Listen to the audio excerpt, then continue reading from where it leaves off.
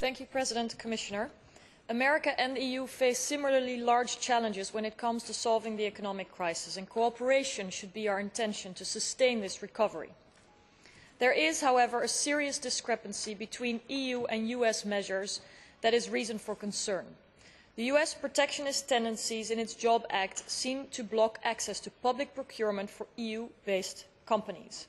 This is not only the concern of this Parliament, but also of a large amount of the US business community itself, who worry that the Job Act is out of step with a balanced US procurement policy and will undermine the US ability to grow exports and jobs through accessing foreign markets. Countermeasures may well be the result, such as we saw in 2009 from the Canadian side. Trade is needed for job creation, and trade is global. In global trade, the US should not alienate one of its closest partners, the EU.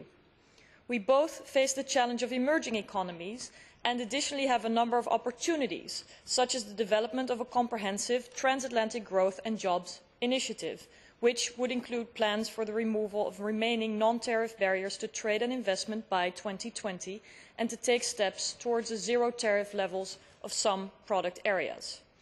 Now that the Senate has voted against the Jobs Act in the US, this should be the moment for the EU to address some of our problems again.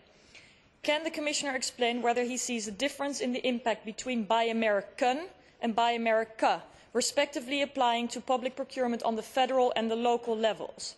These remarkably similar titles could easily confuse people. Is Buy America applicable to Canada and EU partners despite the WTO General Procurement Agreement, such as Canada and the US business community argue? Or is Ambassador Kirk right in rejecting these concerns? Will the Commission push for reciprocity in the public procurement rules between the EU and the US on both federal and local levels? The asymmetry between the US and the EU's access to markets is striking.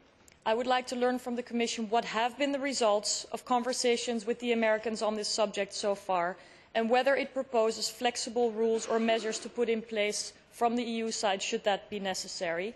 And I would also like to ask what this Parliament and the Transatlantic Economic Council could do to help the Commission sustain openness and global trade between two sides of the Atlantic. Thank you.